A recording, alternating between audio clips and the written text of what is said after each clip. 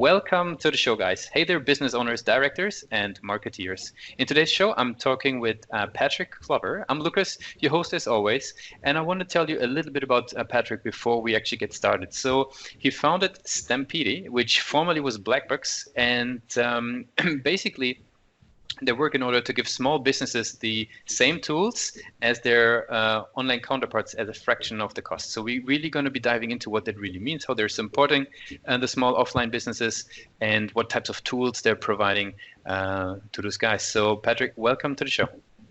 Hi, Luke. Thanks for having me. Very, very good. So maybe tell us a little bit about your company. What is it all about? So I think you kind of summarized it there, but to go into a little bit more detail, we're kind of trying to transform what we call offline businesses to give them the same sort of level of insight and sort of marketing ability that their online counterparts have. Mm-hmm. So if you think, when you go shopping on Amazon, you buy a product, you start getting recommended other products that are similar to that. They sort of learn who you are over time, and they're able to give you this really amazing sort of service. So the businesses we sell to are sort of bars, restaurants, and coffee shops, and they typically rely on luck, which is having people come to their businesses through word of mouth and basically being in the right place at the right time. We're trying to make that more of a science and less of an art. So we're giving them insight into who's in their business, how much time they spend, how do you get more people coming into their business. And we're trying to sort of digitize all of the things that they currently do using pen and paper. Could you tell me a little bit about more what that is? Does that mean? Like if I'm owning a coffee shop right now, and how will you be able to tell me, more insights about who is in my business, and what are the metrics? Like what are the different things that I have available, like an interface, or is there like beacons around? Like what's the... So the way that we think about it is that the first point is getting these businesses to understand their customers. And the kind of best way of doing this that we found in hospitality is using their Wi-Fi network. So we integrate with lots of different Wi-Fi sort of manufacturers, and we can basically put our software onto any existing Wi-Fi network. And that allows us to start capturing, who is this person, and it also allows us to see how many times they frequent to a business, how much time they're spending there, and then that allows us to start building this really interesting picture that we can then run, marketing automation campaigns around. So it might be that you want to send an offer to someone on their 5th visit, or if you've not seen someone in 6 months, you send them a special offer. It's basically using the same tactics that we do in our business to acquire customers, to allow them to do the same thing to acquire their customers, if that makes sense. Very, very interesting. Actually, it makes a lot of sense. I think the team here at Pathmonk works at a sort of an online equivalent to this, as you were saying. Like when are you coming to the shop makes a difference on what you should be telling them to act upon, or what you should be offering them. Super interesting. Exactly. So if it's someone's 10th visit, you don't want to give them the same experience as if it's their first visit, right? So it's basically driving that sort of experience offline.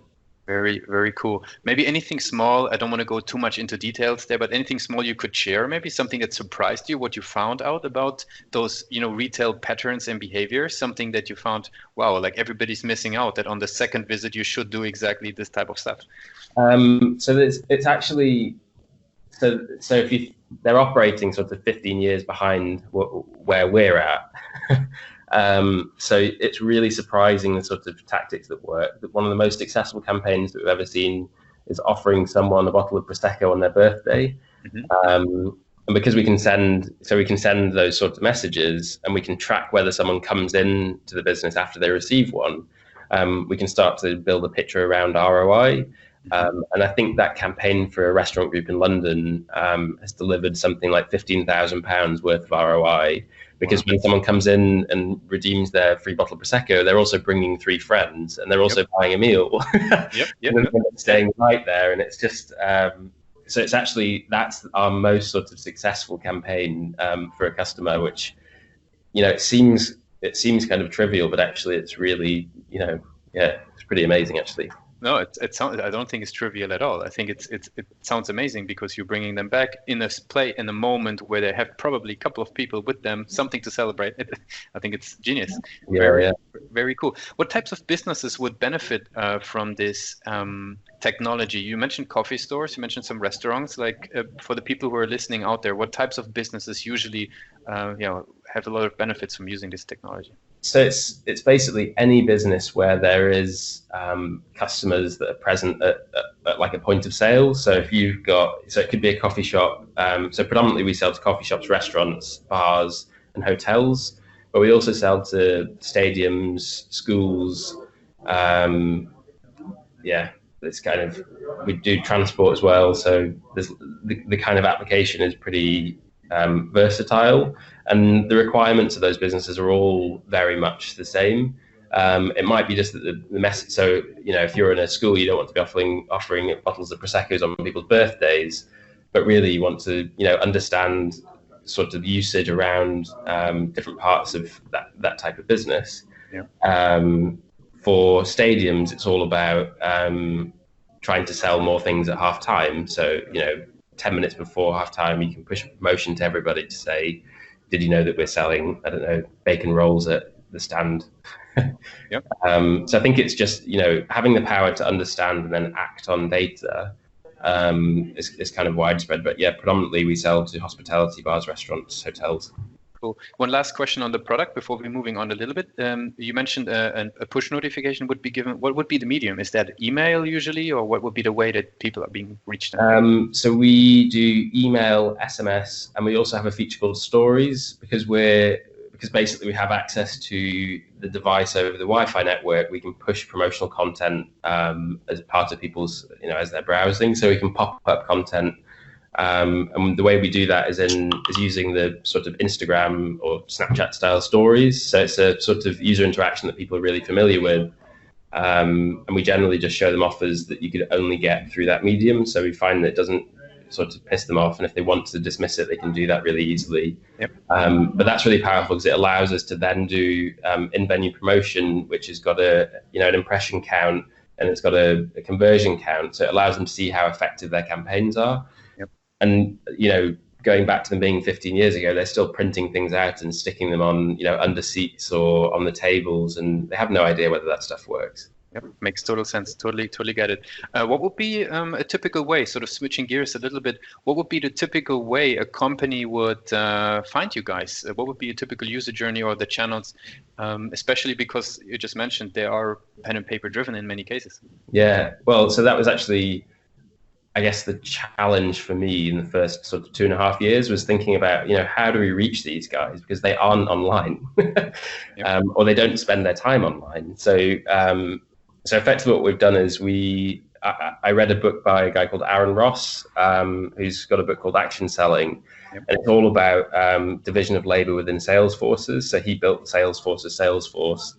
And we sort of adopted that model around prospecting businesses, reaching out to them, getting them on a demo, and then converting that demo to a customer, and then implementing that over whatever time period it is.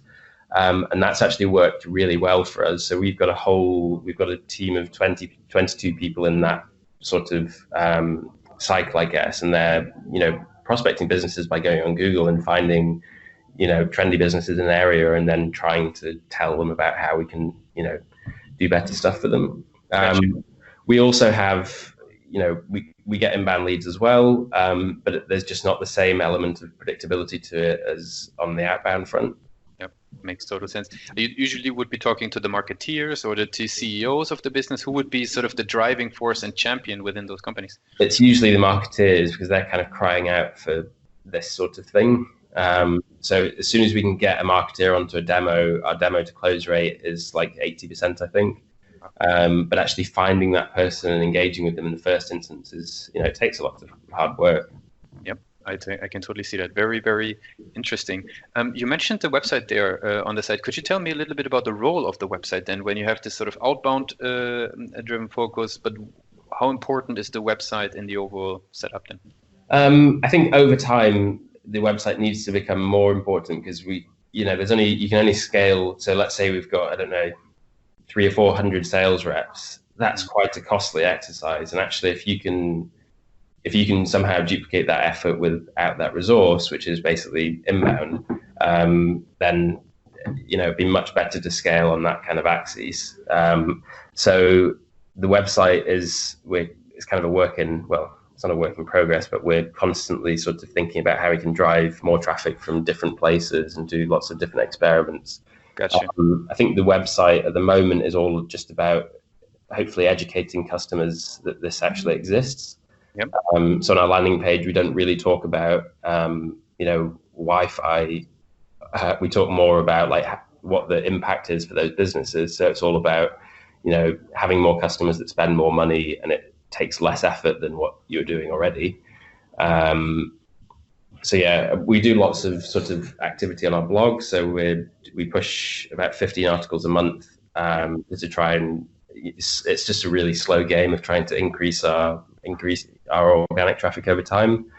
But yeah, inbound work in progress. Makes a lot of sense. I think especially with the context that you were describing before of what types of business you're working with. Is there still then any metrics that you would care about for the website specifically? That maybe, there's tons, traffic, obviously, conversion rate, time on page. Is there something that stands out to you to be important? So I think we've got 14 different lead sources on inbound, and we track each of those different lead sources, which then it ties in with our deal system. So we know that, so our conversion on free trial is like 60%, which is great, but we have no way of getting more people to click free trial at the moment. So I guess we look at each different lead source and see what it's kind of yielding in terms of customer wins and what the value of those is. But we just don't have the levers to sort of pull to say we want more of that thing, if that makes sense, because we can't drive the volume that we need. Yeah, that was my next follow-up question. Are you referring then to the traffic on the page, or are you referring to the actual conversion rate on the page? Because there would be the two levers, obviously. Yeah, so we look at traffic and then submission. So, traffic being outside of the kind of funnel, and then as soon as they hit a lead, like where did they come from? And then we look at those leads and say which ones of those converted and why. But I think that we've not really found a correlation between volume. So we could drive loads of cheap volume to the traffic that wouldn't yield any kind of calls to actions. We use a tool called Clearbit, which identifies businesses that are looking at our website, and then that feeds into our CRM to create, we think there's buyer intent here, but actually it's just nowhere near as effective from a cost of acquisition point as our sales team. Yep. Understand. One last question on that, on the sort of conversion rate area. How important would the actual conversion rate be for you, and how have you sort of tried, and maybe some war story to share on how to improve sort of the leads and the quality of leads that are coming through? War stories, I've got lots of them. So about 2 years ago, we didn't have the systems to track lead to order. So what we were doing was effectively spending, I think at the time we'd spent about £10,000 in a month, which at that time was a lot of money for us, a crippling amount of money, to be honest. And it generated loads of leads, and we were like, this is amazing. But then actually they were all, like, none of them fitted our sort of ideal customer profile. And none of them actually had the intent to buy further down the line. So we effectively just burnt £10,000 on vanity metrics. And in hindsight, I would have made sure that we could have tracked those leads to orders, which is where we've got to now, because that lets you paint a much better story around acquisition. Yep. Sorry, what was your other question? No, I think that already ties into that. Maybe the small follow-up question on that one is, what would be the system that you would be using, maybe for other folks listening that are lead generation driven? Like, what is the lead to sort of order tracking system that you use? I think you mentioned Clearbit there. Is there any other elements that play part of it?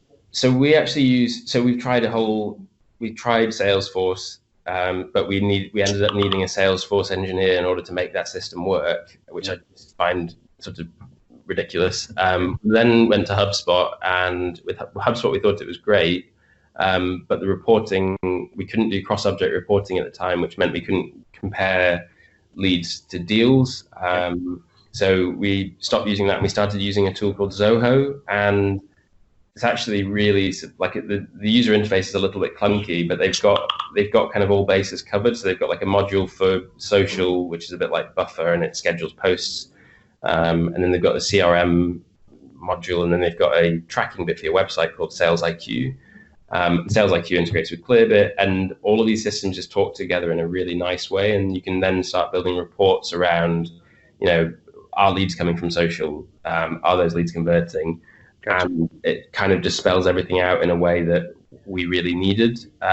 So we've just kind of been trucking on with that. And over time, as every great SaaS business does, they keep selling us more stuff. So it now runs our sort of knowledge base as well. Our campaigns will go out through that. And yes, it's actually been really surprisingly good.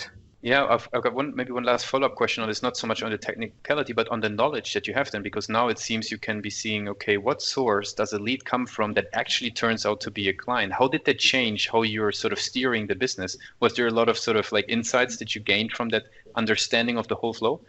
Yeah, so it was basically that inbound was extremely wasteful. It wasn't very cost effective from an acquisition to lifetime value, perspective. And it highlighted that what we were doing on the outbound front at the time, I think we only had 2 people doing it, was actually working, almost better by a factor of 4. Yep. So it just seemed to make sense that we'd scale that and we'd say, this is our predictability line. And then we'd try and get our efficiency at marketing better, which is what we're doing at the moment. And that's how all the rebranding stuff sort of plays into that. But yeah, I think that's really what it identified, and that was really kind of an aha moment for us. Yep, really, really cool. Thanks a lot for sharing. This is really, really insightful, I think, for guys out there. So in the last couple of minutes that we have, I want to just maybe switch gears one more time and speak about you as a founder a little bit. Maybe you could tell me a little bit about how you got that first 10 customers. Maybe what was the way, because I think it's you're convincing somebody who is offline driven, you're having something unique. How did you make that happen? So this is actually really interesting because the way that I did it was exactly the same way that all our guys do it right now, which is I sent out a lot of emails to businesses saying, you have a problem that I can solve. I made a lot of phone calls to try and arrange meetings, and I literally went around our city in Edinburgh just knocking on doors. Mm-hmm. And I remember our first customer, he sort of said, who else is using this? And the night before, I built a payment, so I coded up a payment gateway within the product, and I was up till like 3 o'clock in the morning, and I went to go meet him at 9 o'clock. And he said, "This is great. Like, this is much better than what we have at the moment. Like, where do I put my card details in?" And I was like, I couldn't believe it. And I was talking to him about all of these great customers that we had, but actually, I was just speaking to those guys. They weren't actually customers, and I think that being a startup is very difficult, and those first 10 customers are exceptionally difficult because no one knows who you are. They don't trust you. You have no money. Your product's largely garbage. It's just an idea. If you're doing it right, if it's really polished, you've probably done it too late. But it's almost like you're doing everything you can to win, if that makes sense, because the odds are so heavily stacked in your favor. How long do we have that period to be lasting? Like, how long have to be imagined? Is that like a year of in that stage? Is that a couple of months, couple of weeks? Maybe for guys to get a feeling.